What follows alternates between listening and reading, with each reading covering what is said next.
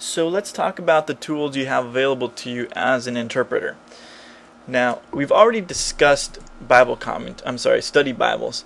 So I'm not going to deal with this again, but I have a separate video on my recommendation of the ESV, why I like it a lot.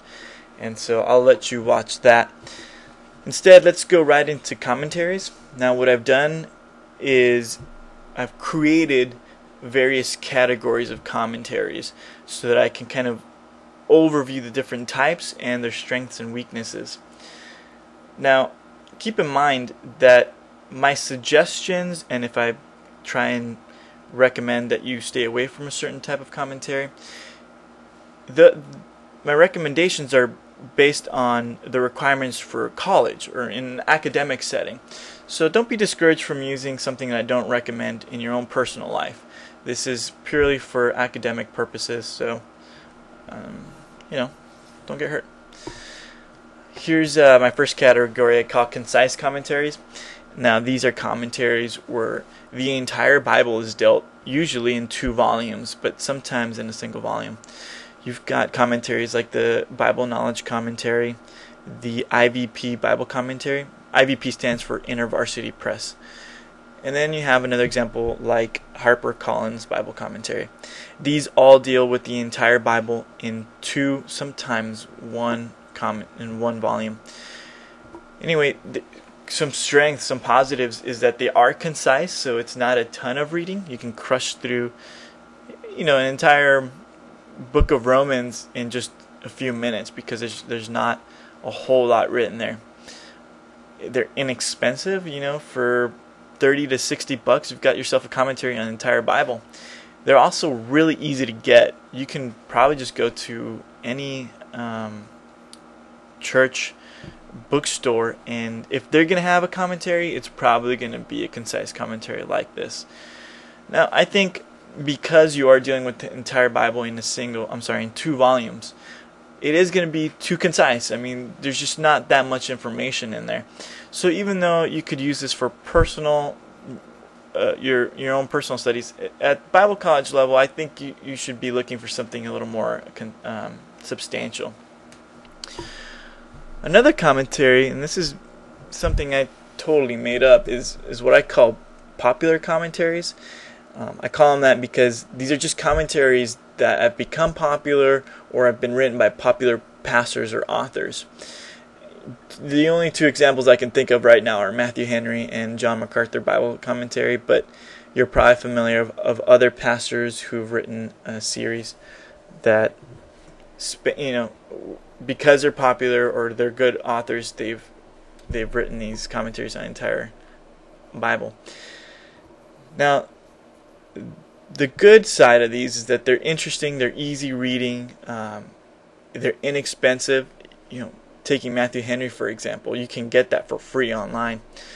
MacArthur's commentaries are also not too expensive. I think I bought a set once for like $60, and it was his whole New Testament commentary. So not really expensive. And I call this a strength here, but sometimes I go back and forth. Because you trust the author, he's not too heretical. I think one of the downsides of trusting the author so much is you're just kind of going with whatever he says.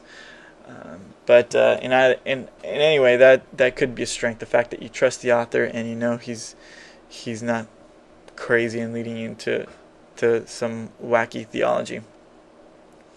Now, here are the weaknesses. This is why I don't recommend these types of commentaries in Bible college, for Bible college purposes. They're not technical enough. They don't deal with technical issues appropriately, and sometimes they don't deal with them at all. And so, for example, if you read Matthew Henry on the ending of Mark. Now, if you're taking this class online, we already discussed that the ending to Mark is almost definitely not original to Mark. And Matthew Henry doesn't even mention that. So he just goes, he either is not familiar with the textual issues of Mark, or he's chosen to ignore them. Either way, I think that's a big fault. Now, John MacArthur is a lot better than that. I'm sure he mentions it, but still, for one pastor to write on the entire Bible or the entire New Testament, there's going to be a lot of technical issues that aren't dealt with appropriately. So at least for Bible college purposes, this is not the route I'd want you to take.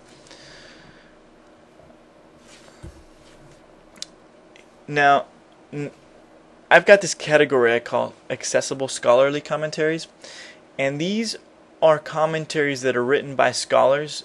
And now, what is a scholar? That's a question I get a lot.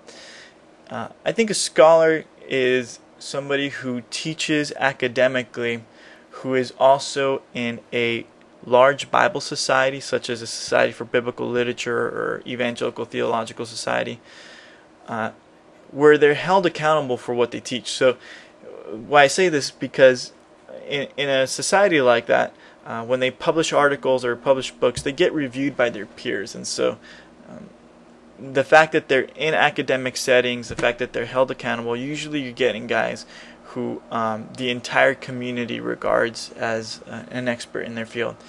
Even if, sometimes they're a little bit on the fringe, they're still within a community that holds them somewhat accountable. Let me give you a few examples of an accessible scholarly commentary. Oh, I'm sorry, I didn't finish my definition. So you've got these scholars, well-respected teachers, well-respected writers, but they're writing commentaries that are easy to read. So they're designed for beginning Bible college students or even laity. And so I think that's really a great category, and that's where we as Bible college students want to start. Just a few examples here. You've got the Tyndale New Testament commentary, you've got the NIV application commentary, and then you have one of my favorites, Zondervan's Illustrated Bible Backgrounds commentaries.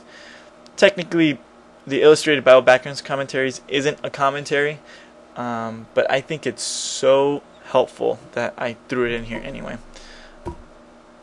And I even put a picture up here. Now, here are the strengths. The reading level is perfect for Bible college students and even laity. They're relatively inexpensive.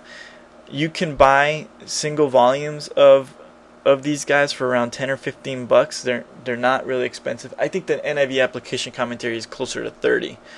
But for the most part, because you can buy a single volume, so let's say you're studying the book of Mark, you can just buy that one volume, and it's between 10 to 15. I think the NIV's application is closer to $20 or $30, but still not too bad as long as you're buying that single volume. Obviously, if you're buying the whole series, you're talking about hundreds of dollars. Another great thing is that they're written by specialized scholars. So what Zondervan or whatever Tyndale or whoever's publishing this series does is they plan out, hey, let's write a commentary on the entire Bible. Now, they carefully select who the author is going to be for a specific volume by choosing a leading expert in that field. So when they try and choose, for example, who's going to write the Gospel of John, well, they look for the leading experts in that field. And for the Zondervan, it's this guy named Andreas Kostenberger. He's the leading expert. For I think for Mark, it's or Luke, it's Mark Strauss, who teaches at Bethel Seminary. He's written commentaries for the Gospels, and so Gospels is his field, and so they pick somebody who kind of stands out as an expert in that field. And so when you get these commentaries, you're getting somebody who spent their entire life emphasized on teaching and writing about that specific book. So I think that's a huge strength. So anyway, up here I write the weakness is that you could do a little better, but from here on out the reading gets tougher. So I think really this is the category from which I choose when I'm recommending when I require text for Bible college students. This is really it. Now, if you're a good reader and you can get through some tough reading, I'm going to recommend this next category, which I call scholarly commentaries, like Word Biblical Commentary, Pillar New Testament Commentary, or